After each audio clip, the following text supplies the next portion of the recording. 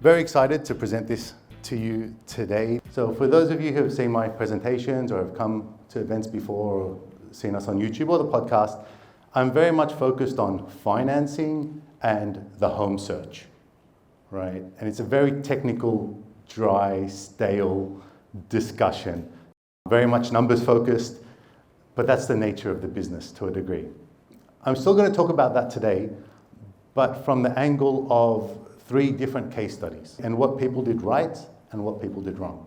And the real lesson I want you to take away from here is how clear goals and alignment can create success, and how being fast and flexible can really make the process quite simple. Many of us come here wanting to learn because it feels so confusing compared to what home purchasing is like in our home country. And then also some of the negatives, how a bit of hesitation, a bit of doubt can really impede the process and cost you a lot of money. So let me jump into case 1. These are all real cases of real clients I've dealt with. I have changed, of course, some nationalities, some identifying information, but a lot of the details are very, very close to what is real. This first one, Alistair and Saori. This is a young family who just purchased a 4-bedroom home for about 100 million yen in Suginami-ku. They are a young family. They've got a little baby, 6 months old. He was, I think, about 3 months or so, 4 months when we first started the search. It's an American husband with a Japanese wife. A very, very common scenario or family situation for my clients. A lot of times when people want to buy a family home, it's not so much singles, because a single person is still happy to live in a very small 1-bedroom apartment, or they're very open also to potentially just getting a job offer in Singapore or elsewhere and being able to move. Or they maybe get into a relationship, they may move into a 2-bedroom place. There's lots of stuff that change slowly when you're in your mid-20s to mid-30s, that you still want the flexibility of where you're going to live. You're not really ready to permanently put down roots or decide on a property. Once you get married, that really changes. You're generally at maybe a higher income level. You can buy a place that you really like. And when you are about to have a family, just got married or having a child, that's when you realize, I need to lay down some roots, a nice place to raise my family. So that's what this family wanted, a family home. They lived near the Inoxia line, and they liked that part of town. So they said, we want a place in this part of town. The wife is a stay-at-home mother, so it was just the husband's income. His income was about 12 to 13 million yen. The most he could borrow for his loan was 104 million. So he wanted to keep it around 100 million yen for the property. He didn't want to put a lot of his own cash out. He did have about 10 or 20 million yen of extra cash to contribute to the home purchase, but ideally he didn't want to spend that, which I know for some non-Japanese or non-local residents, that seems strange. Generally, you need a 20% deposit, right? At least 10%, but 20% is the norm. You need to put money down. If you're a resident who lives and works in Japan, it's pretty much standard to get a no money down loan. So 100% financed plus all the closing costs, which is about 5 to 8%. So in this case, the total cost for the property was 104.5 million yen. It was 99.9 for the property and came to about 4.8 or so for the closing costs. The loan we got was 104 million. And the only reason it was 104, not the 104.5, is because that was the top of his borrowing capacity. He couldn't borrow anymore. If his income was slightly higher, then he would have been able to borrow the full amount. So out of pocket was 500,000 yen cash. The loan was a 35-year mortgage at 0.68%. When I tell people it feels like it's free money, essentially, I think it is, and a lot of us are like, 0.5% is, we don't even consider that as a fluctuation. Back home, 5.5 to 5% is kind of the same thing. The monthly repayments on a 35-year, basically 100 million yen mortgage is 280,000 yen a month, is what he was paying. Now, this is something that I'm going to talk about that is different to what I've discussed in the past. And this is the approach, what's actually happened with them, how we went ahead and did the search. They contacted me in February of this year, and we would send listings. They told me their requirements. We did a Zoom conversation, a Zoom chat. They sent me their requirements, and I sent them a bunch of listings. And then we'd go and view some properties. I'd get an understanding of their requirements, what they needed, what they liked, what they disliked.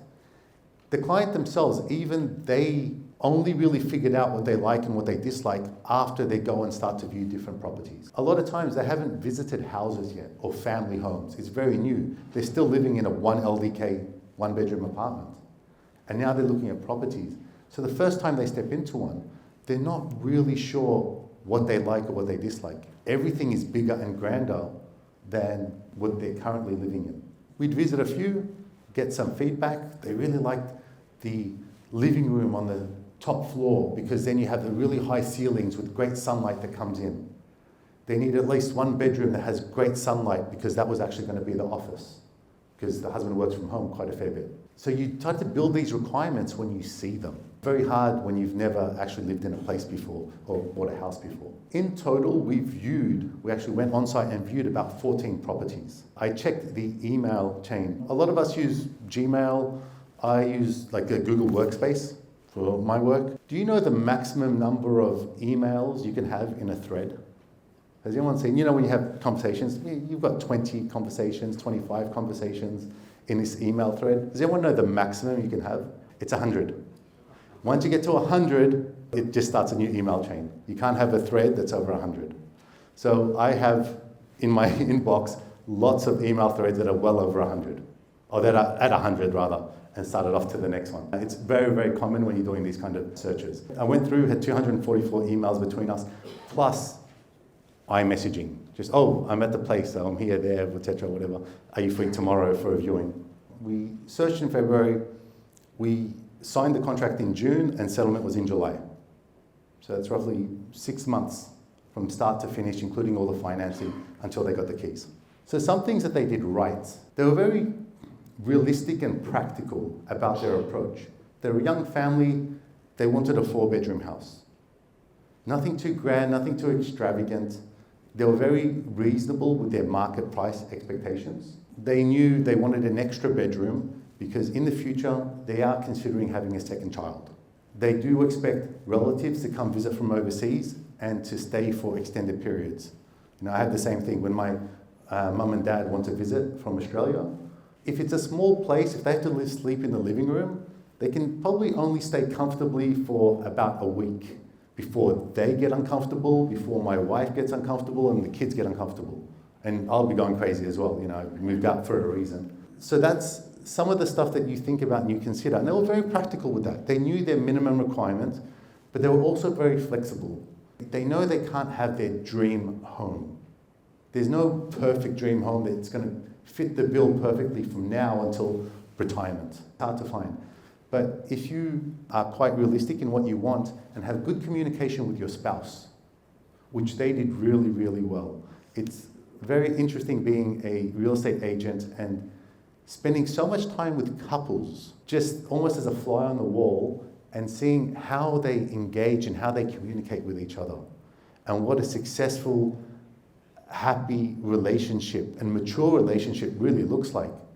We go in and the wife says, no, I don't like this kitchen layout. I don't think I can work with it. And the husband turns around and goes, even if everything else is like technically checks all the boxes and all the requirements, the husband turns around and says, okay, yeah, no, she doesn't like it, let's go. And that's it. And sometimes I'll say, look, if there are some items we can change, anything superficial, even if it's so good in so many areas, we can maybe rotate the kitchen or changing wallpaper or adding a shower room if that's such a big thing. But a lot of times, if just one person disagrees enough, it's a deal breaker. In a healthy example, they say, okay, yeah, no, this one doesn't work, we'll go to the next one. And it's really clear, and I learn a lot from that, even for my own relationship, about what are healthy habits and healthy behaviors. And then we found the right place. There was probably one thing that I feel they did wrong, and that was they took a long time to actually commit to the final property. At the beginning, they kind of did want an ideal place or a property. They wanted it to add something to their life and really just be something fantastic and give it to them. But when they went to so many, they realized that wasn't what was happening. That was their dream, but what really was happening in practice was they'd go there and it's almost like a blank slate, a foundation for you where you're going to raise your family, which you're going to use to be able to enjoy and make memories. So once they got to that kind of understanding, they realized, look, this particular property, we went back and visited it 4 times. It was one of the first houses that we visited, and then on many other viewings, at the end we say, let's go back and look at that other house. Let's go back and look at that other house at the end of it. And we kept going back, and they always walk in and go, this one just really works. It checks so many boxes so well. But they felt that there was something missing. But after they kept looking and looking, when you have something that's so stable and so solid on every single visit, rather than trying to make it just make you happy, it needs to be a competent and suitable house in many areas where you're able to use that as a foundation to improve the rest of your life. And in this case, it was to raise a young child. After the 4th visit, they actually turned around and said, no, look, this is a hard no. We like it a lot, but it's just not enough. Then about 2 weeks later, I get a phone call saying, Emil, we've decided we're going to go ahead with that property. I said, really? I thought we finally agreed after 4 visits, it's no. I said, look, our kid is growing and he's starting to crawl. This 1 bedroom is just no longer, it's not child safe, it's not suitable for us. It's time to move on. And this is right now the top candidate, and we know it will do a great job. So they decided to go ahead with it. I do feel if the child was a bit younger, or they didn't have that where the child's crawling around the house and they go, look, we need to make a decision now, they would still be looking and they'd still be undecided. But thankfully they moved in and they are happy. That was in end of July, so it's been about 6 weeks now. Let's move on to case number 2, Ethan and Michelle. This is another version of, I don't want to say single, but they're a married couple with no kids and no plans for kids. It is actually a quite realistic image of them and their house. So where's the previous one? It's a Canadian and American. They both work full-time, no plans for kids. Combined income is about 14 million yen. So very similar to, in terms of budget, to that previous couple, but they don't have permanent residency. They're both here just on regular work visas. They've been here about 3 to 4 years. The wife commutes, the husband works remotely. He's in IT. A big aspect for them that they were looking for was something that's really suitable for their lifestyle, basically as a childless couple. The property they searched for ended up being 119.8 million yen, so 120 million yen. The closing cost came to about 5 million. Now, in their case, because they don't have permanent residency and there's no Japanese spouse, they could only get a maximum of 80% financing, which means a 20% deposit, which now is kind of what we normally expect overseas. 20% deposit is very much the norm. So they needed a 20% deposit plus the closing costs. A total of about 29 million yen cash out of pocket is what they needed. Interest rate was slightly higher as well. And one of the reasons for that isn't because they're foreign, it's just the bank that they chose that allows non-permanent residents to get loans just has a slightly higher interest rate. It's not the best deal on the market. Even a Japanese citizen applying with this bank would get the same interest rate, but they'd get 100% financing, not just 80%. So it wasn't a bump in the interest because they are foreign. That's not the case. Because they're non-permanent resident, they did have to put a 20% deposit. But the interest rate, the product they got itself was the same as the Japanese national would get. There is like a 0.1% increase on it, actually I think 0.2%, because they got additional cancer insurance. So Japanese home loans in general will have a life insurance attached to it. If you die, the loan goes to 0. That's just included in the interest rate. But the added option they got was if they get cancer, it's cancer, heart disease, stroke, so 3 major illnesses. If they suffer one of these, then the loan goes to 0 as well. So that's an extra premium that you put on the interest rate. This couple was probably one of the smoothest, fastest, easiest deals that I have done. A big part was because they were just very fast. One, they don't have kids to worry about the schedule. They can just come out and view any time that they want. They lived near Nakano area, and they liked that sort of inner northwest of Tokyo. So we looked at Nakano, Shibuya, Shinjuku, and Suginami-ku. In total, we viewed 6 properties, and they weren't even sure should they get a house or a mansion. And they looked at the mansions, and after we saw 2 mansions, they're like, yeah, you know what? the value proposition for a house, for the same price, we can get a much bigger house and a more modern house than we can a mansion, especially in this pocket that they were looking at. The very first house that we saw, they actually loved. They go, oh, this is fantastic. This is the first day we met. They go, you know, this is great. Let's get this. Usually you want to look at a few more to make sure it's right. They go, oh, no, we've owned houses before overseas, so this is completely fine. We're comfortable with it. We know we'll like it. When people are experienced with buying, their decision process is a lot faster. So the very first house we saw, I said, okay, great. They didn't have financing then because it was the first time we'd met. We had a Zoom call just a few days earlier, and then we're out looking at properties. The next day I called the agent. I said, look, we want to make an offer. We don't have financing yet. And they just turned around and said, oh, actually, we just got an offer as like this morning, so it's off the market. Apologies. A bit disappointing, but it was really just the first house. They hadn't really been in love with it, and they hadn't spent so much time, dwelling over it or whatnot. But then in the next 3 houses that we saw after that, 2 or 3 houses, one of them they said, okay, yep, this is fantastic. This is great. In fact, the house that they decided on, when we went to view it, the wife couldn't come because she had work. But it popped up and on the listings, and the husband was like, hey, actually, look, this is great. Let's go. Because he works remote. He's very flexible with his schedule. I just met him at the place. He looked at it, and it was a fantastic, big 3-bedroom house.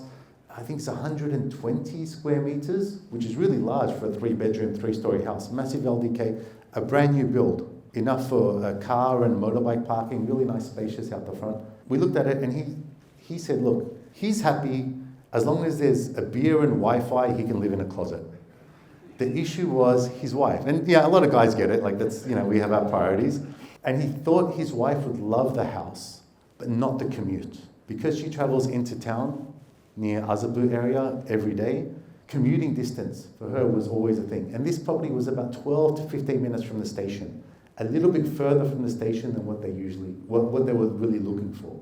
But that evening, the wife went out and had a look at the area. They did jumped on the train, did a walk from the station, looked around, and then the next day, they said, look, we really like the area, the wife wants to have a look at it. So after work, like 5 p.m., she left work a little bit early, came up, we looked at it, and she's like, yep, it's fantastic. Calls her husband, I want to move ahead with this on the spot. They were very flexible and realistic in what their goals were and what they wanted to achieve. They didn't want to waste time. They knew just paying rent was wasted money. And for them, as long as they're in that pocket of Tokyo, they're very flexible, right? They want a nice place to be able to invite friends. Again, when you don't have kids, really focus on just lifestyle and having something that can really add to your lifestyle. They did a few things really well, which was they were fast to make decisions, and they would go and look at properties. Even that very first house that we saw that they wanted to make an offer on, that evening they went out and checked out the area. I looked at it, went to some restaurants and cafes nearby to make sure it made sense. They didn't waste any time. We did all this I checked, under 100 emails. It was one email thread, 95 emails to get this whole thing done. And we met in May, and we settled in July. So it was like 2 months and a little bit is the time that it took. And what they did wrong was nothing at all. We missed out on the first property because we didn't have financing ready to go. But I don't think that was our fault at all, because that was the very first outing. I had a Zoom call with them only a few days earlier. So we didn't really drop the ball in that regard. But we had started the process already. So when we saw the second property, financing was already approved, and we could move on it quickly. Now, this one makes me feel sad because I feel this is a true representation of where the family is at right now. This is Daniel, not his real name, who I met at the gym, and met in 2017. We started chatting. His wife was pregnant, my wife was pregnant. My daughter was born in December of 2017. I think his child was around January of 2018. So we were chatting, oh, your wife's pregnant too? Oh, mine too. It's their first, my third. We were talking. Like, yeah, I'm a real estate agent here in Tokyo. He goes, oh, we're just having a kid. We need to look into buy a house, etc. Really had that discussion. I'm like, yeah, let's talk, man. Young families just having their first kid, that's my bread and butter. That's what I do, and this is the most important time for you to make a decision. And they wanted all the normal stuff. Nice big place, open, like he's European. He wanted a yard or a terrace. He has a motorbike as well, so he wants car parking and motorbike, close to schools, close to parks. Really good deal. He wanted a really great deal. We did a pre-approval for him and he got pre-approved for 90 million yen. His wife earns more than him, and he's on a pretty good salary. His wife earns a little bit more, but she didn't want to be included in the mortgage. Her approach and her thinking was, what if you lose your job? I'm going to have to pay for all the mortgage. So that's too much risk. So I don't want to be involved in it, just in case you lose your job or you can't work anymore. Which for a lot of us feels kind of strange. Well, I mean, for me at least anyway. And for a lot of the clients that I feel are successful. But this was kind of the start of the, I just watched Spider-Man last night, the tingle you get, the sixth sense, when you realize, this is not what a healthy purchase actually looks like.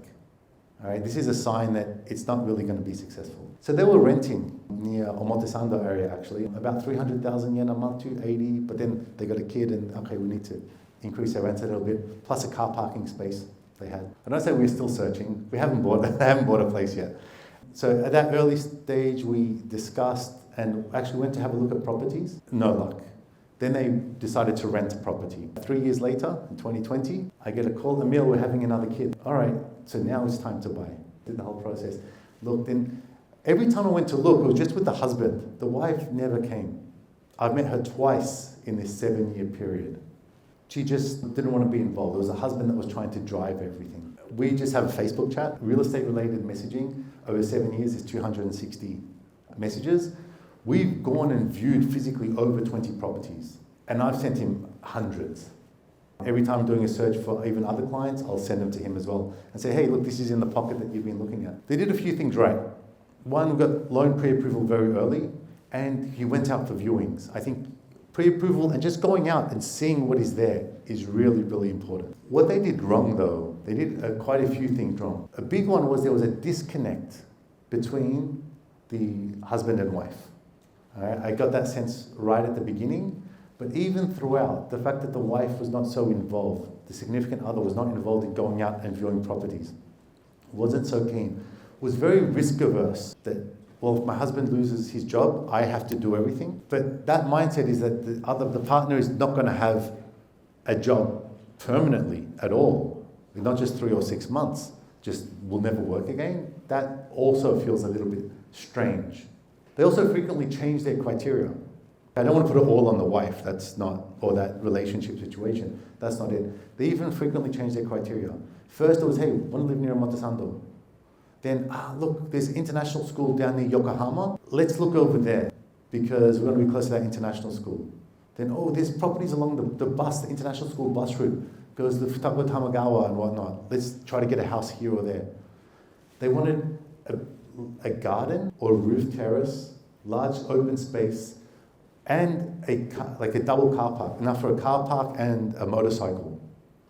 Plus they wanted to be within 10 minutes of the station. And I explained, that kind of zoning does not allow for that much open space.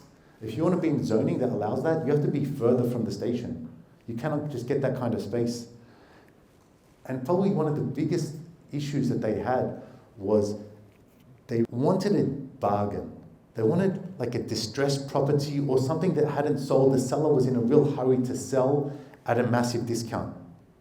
They just weren't comfortable paying market price for a property.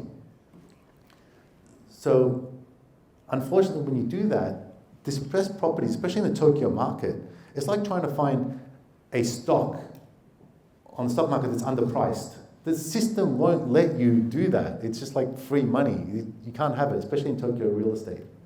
So, and the ones that are distressed is because the building is rubbish.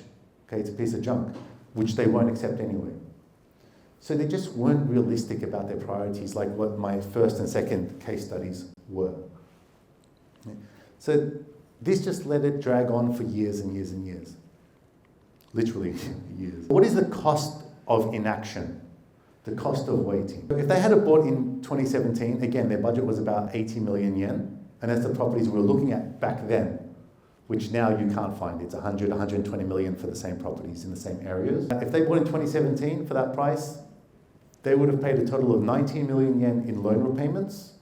Of that, because interest is so low, 13 million would be equity. Plus the increase in property values A property that's, again, 80 million yen 8 years ago now would have gone up about 30 million yen in what they're looking at. So that's a total increase right now of 43 million yen. If they bought in 2020, they would have paid off 8 million yen of the mortgage. And I just put here 20 million yen capital gain, they'd be 28 million yen up. Instead, they're renting, right? Actually, they're renting, it's closer to 400,000 now that they're renting. I put 350,000 yen over 8 years, is 33 million yen of rent that they've paid. Zero equity. They haven't captured any of the capital appreciation, which you only get when you are an owner, not when you're a renter. Okay? So delaying costs real money. Okay? The gap between buying and renting will just keep growing every year. So the final takeaways. Alignment matters between husband and wife. Okay? If you're a single guy, single girl, easy, you just make the decision. No kids, pretty fast, easy to make a decision. When you have children, there's a lot more other things to consider, but that alignment where you want your family direction is very important. Momentum wins. Being fast, not letting it drag out. The first case study, they almost missed the property they decided on because they took 4 weeks from when they first saw it to when they decided to get along, to go ahead with it. Facts beat feelings. Good decisions are based on data. Emotions are important when buying a personal residence, but as we saw in the final case, when you're not realistic about the market prices, about what is available, when you don't go out and actually have a good look, what you think is available and what really is doesn't align. You're dreaming that the actual facts don't align. Perfect rarely exists. Good enough now beats perfect sometime in the future.